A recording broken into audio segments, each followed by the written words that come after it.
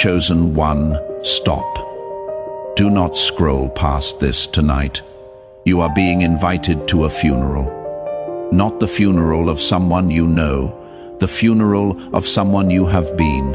There is a version of you that must die, and God is asking you to stop resuscitating it. I know this sounds harsh. You have been protecting this version for years.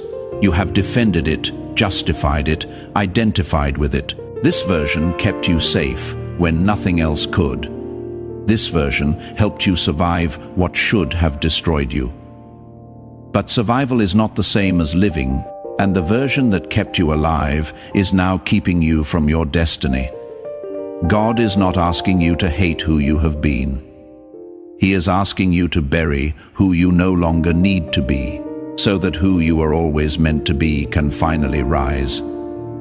At exactly 3:33 this morning, I was pulled into a vision that brought me to tears. I was standing in what looked like a funeral home in heaven. The walls were soft light. The atmosphere was both sorrowful and sacred, and in the center of the room was a coffin made of crystal. I walked closer to see who was inside, and when I looked down, I saw a face I recognized. It was you. But not the real you. It was the version of you that you created to survive. The version with walls so high no one could climb them. The version with armor so thick no love could penetrate it. The version with dreams so small disappointment could never reach them. The version that said yes when it meant no. The version that hid its gift so it would not be rejected. The version that played small so it would not be attacked. This version was lying in the coffin, eyes closed, hands folded, finally at rest. Then God walked into the room. Not as a king, as a mourner dressed in white. He stood over the coffin and spoke. He said, "This version served my child well.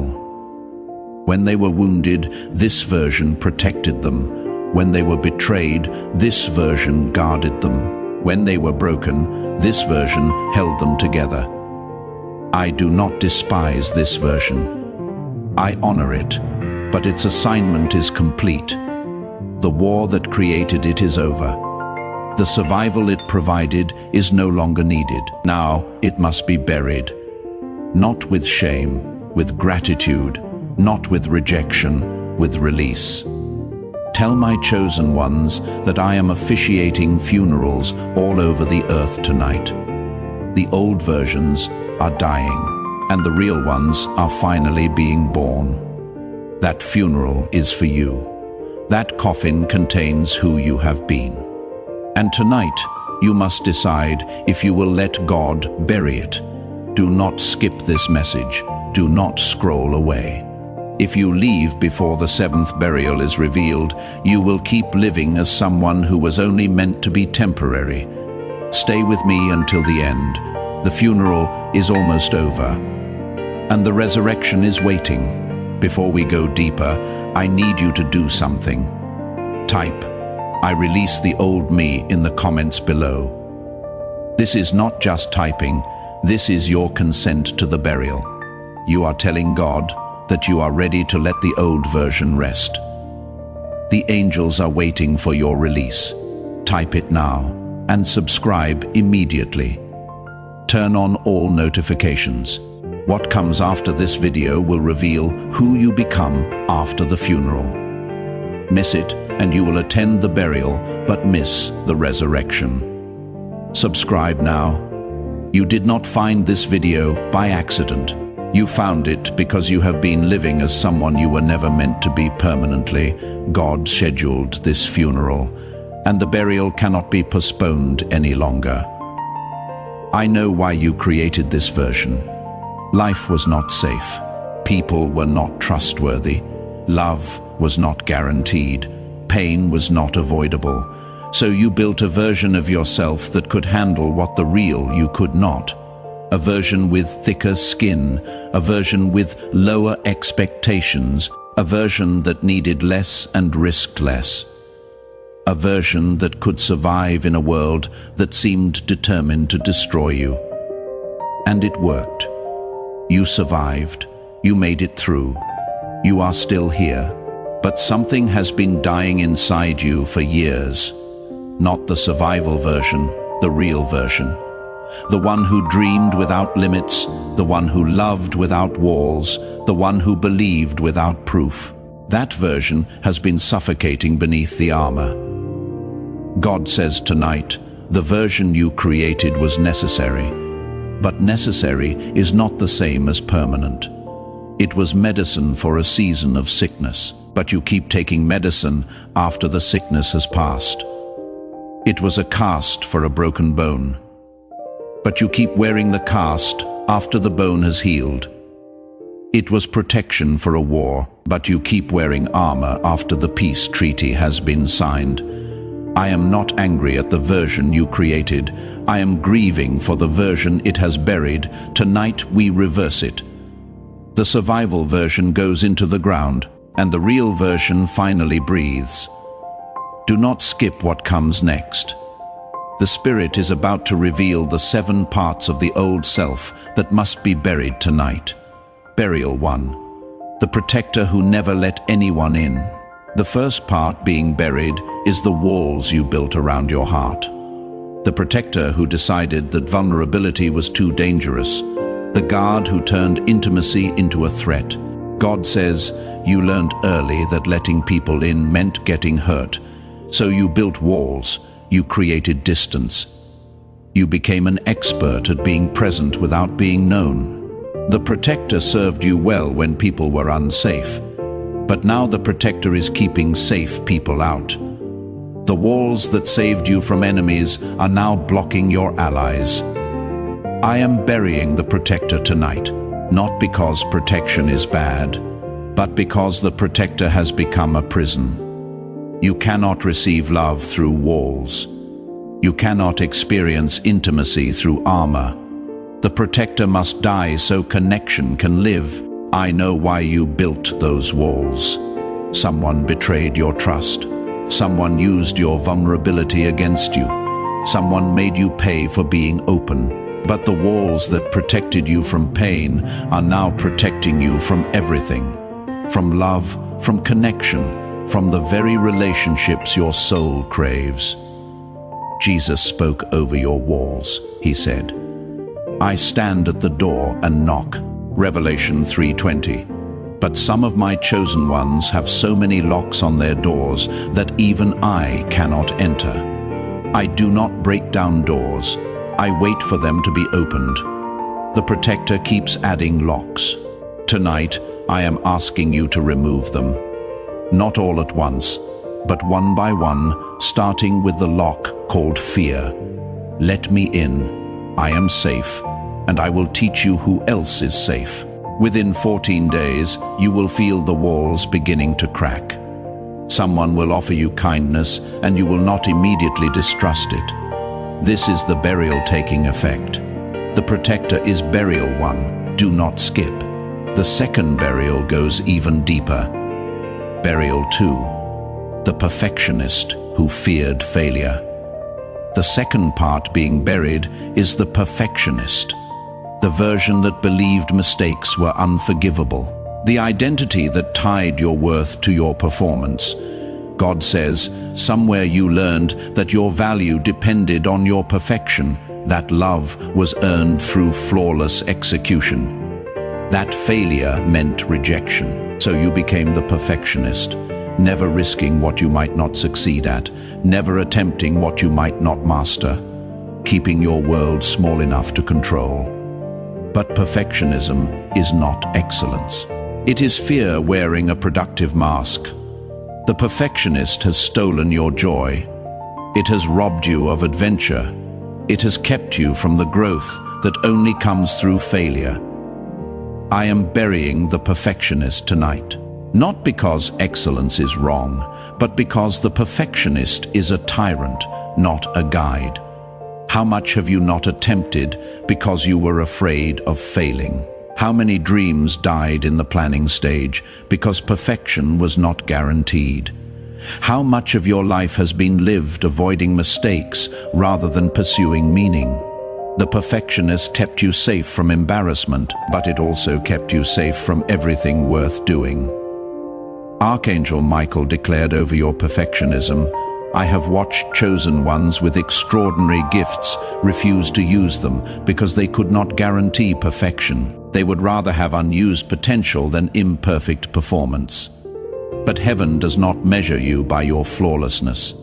Heaven measures you by your faithfulness, by your willingness to try even when success is uncertain, by your courage to fail forward. The perfectionist measures by results. God measures by obedience. These are not the same measurement. Ecclesiastes 11:4 activates over your paralysis. Whoever watches the wind will not plant. Whoever looks at the clouds will not reap. Stop watching the wind. Stop analyzing the clouds. Plant imperfect seeds. Reap imperfect harvests.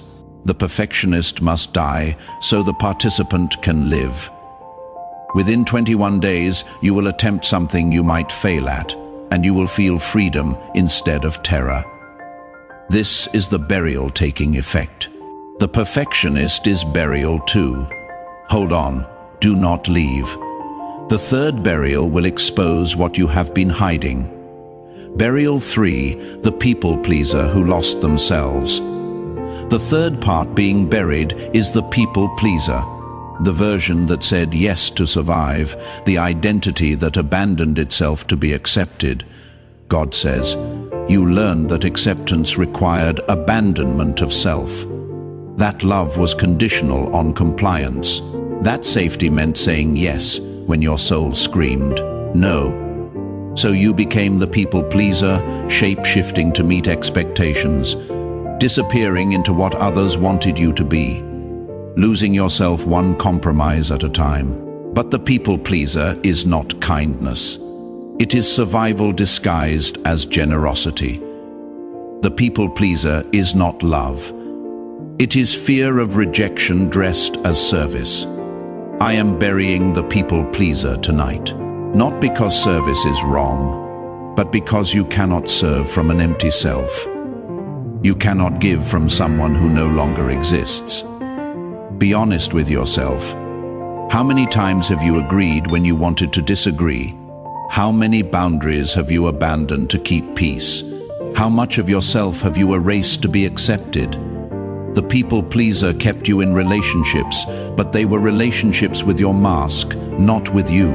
You were accepted, but you were not known. You were included, but you were not seen. Jesus spoke over your people pleasing. He said, you cannot serve two masters, Matthew 6:24. And the people pleaser tries to serve everyone. It tries to make everyone happy while making yourself miserable. This is not service. This is slavery. I did not die so you could live in bondage to approval. I died so you could live free, free to say no, free to disappoint, free to be yourself, even when yourself is not what others want. The people pleaser dies tonight, and the real you finally speaks. Galatians 1:10 activates over your freedom. If I was still trying to please people, I would not be a servant of Christ. You cannot please people and serve Christ. One must decrease. The people pleaser is decreasing tonight. Within 72 hours, you will say no to something you would have said yes to, and you will feel alive instead of guilty. This is the burial taking effect. The people pleaser is burial 3. Do not skip. The fourth burial will challenge your grip. Burial 4. The controller who could not trust God. The fourth part being buried is the controller. The version that gripped everything so tightly it could not receive anything. The identity that confused control with safety. God says, control became your religion after life proved unpredictable. If you could control outcomes, you could avoid pain. If you could manage circumstances, you could prevent disaster. If you could grip tightly enough, nothing could be taken from you. But control is an illusion, and the controller has exhausted you. You have been trying to play God with your life because you were afraid to trust the actual God with it. The controller cannot rest.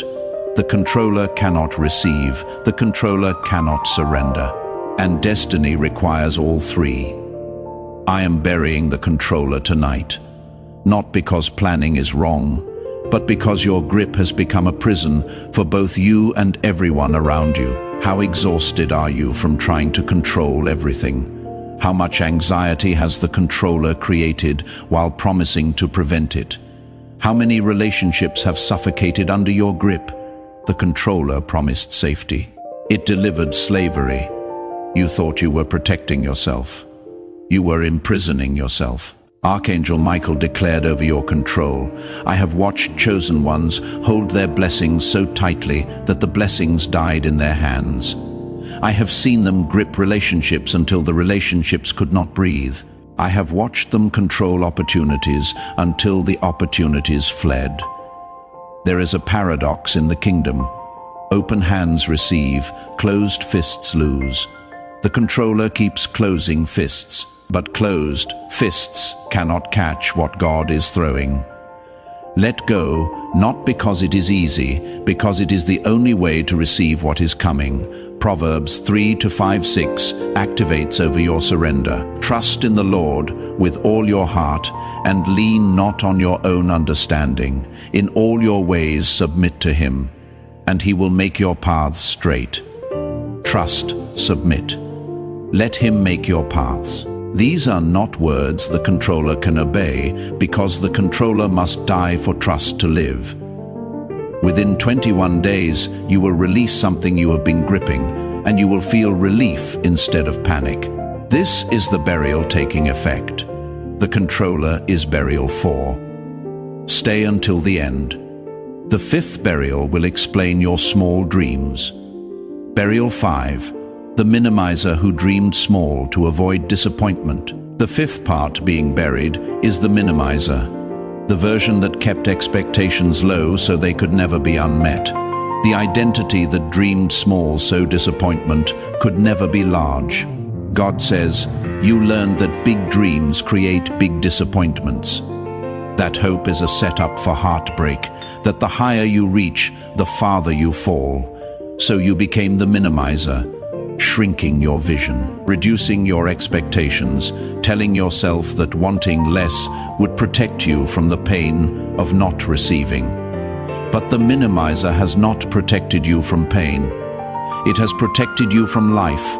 It has kept you safe from disappointment by keeping you safe from destiny. I am burying the minimizer tonight, not because caution is wrong, but because you were not created for small. You were created for immeasurably more.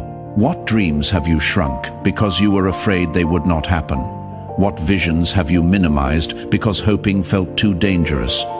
What life have you refused to imagine because imagination had betrayed you before?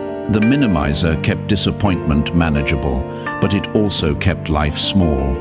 You avoided the pain of unmet expectations, but you also avoided the joy of exceeded ones. Jesus spoke over your small dreams. He said, I came that you might have life and have it abundantly. John 10:10. Not cautiously, not minimally, abundantly, but the minimizer cannot receive abundance. The minimizer does not believe in abundance. The minimizer thinks abundance is a trap. So it keeps reducing the vision until the vision fits inside its fear. Tonight, I am expanding your capacity.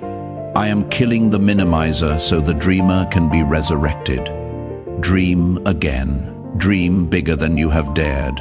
What I have prepared is larger than your largest imagination. Ephesians 3:20 activates over your vision. Now to him who is able to do immeasurably more than all we ask or imagine, according to his power that is at work within us. Immeasurably more than you ask, than you imagine. The minimizer cannot receive this, but the real you can. Within 14 days, a dream you had abandoned will begin to stir again. Something you minimized will maximize itself. This is the burial taking effect. The minimizer is burial 5. Do not skip. The 6th burial will expose your hiding. Burial 6, the hider who avoided being seen, the 6th part being buried, is the hider. The version that stayed invisible to stay safe. The identity that confused hiddenness with humility.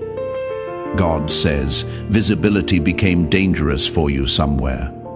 Being seen meant being targeted. Being noticed meant being criticized. Being visible meant being vulnerable. So you became the hider, shrinking in rooms, downplaying gifts, refusing platforms, calling it humility when it was actually fear. But the hider is not humble. The hider is terrified. True humility does not hide light. True humility shines light and gives God the glory. The hider gives no one glory because no one can see what has been hidden. I am burying the hider tonight, not because visibility is prideful, but because hiding what I created is the deepest form of ingratitude. How much have you hidden that was meant to be seen? How many gifts have you buried that were meant to be shared? How much of yourself have you shrunk that was meant to expand? The hider felt like protection. It was actually theft, stealing from the world what God meant for the world, keeping in darkness what was designed for light. Archangel Michael declared over your visibility, I have watched chosen ones with world-changing gifts hide in corners. They call it humility. Heaven calls it disobedience. You were not given gifts to bury, you were given gifts to multiply. The servant who buried his talent was not praised for humility. He was rebuked for fear. The hider has been robbing the world of what God deposited in you. Tonight, the hider is buried, so the world can finally see what was always meant to be visible. Matthew 5:14-15 activates over your emergence. You are the light of the world. A town built on a hill cannot be hidden. Neither do people light a lamp and put it under a bowl. You are light. Light is not hidden. Light is displayed. The hider kept putting bowls over your flame. Tonight, the bowls are removed. Within 21 days, you will step into visibility somewhere you have been hiding, and you will feel purpose instead of panic. This is the burial taking effect. The hider is burial 6. Stay until the very end. The 7th burial is the foundation of all the others. Burial 7, the doubter who never believed they were enough. This is the final burial. This is the root beneath all the other versions. The doubter who never believed you were enough, God says, beneath the protector, the perfectionist, the people pleaser, the controller, the minimizer, and the hider is the doubter, the one who looks in the mirror and sees lack, the one who compares and always comes up short, the one who disqualifies before anyone else can reject. This doubter has been the author of all the other versions. You built walls because you doubted you were worth knowing.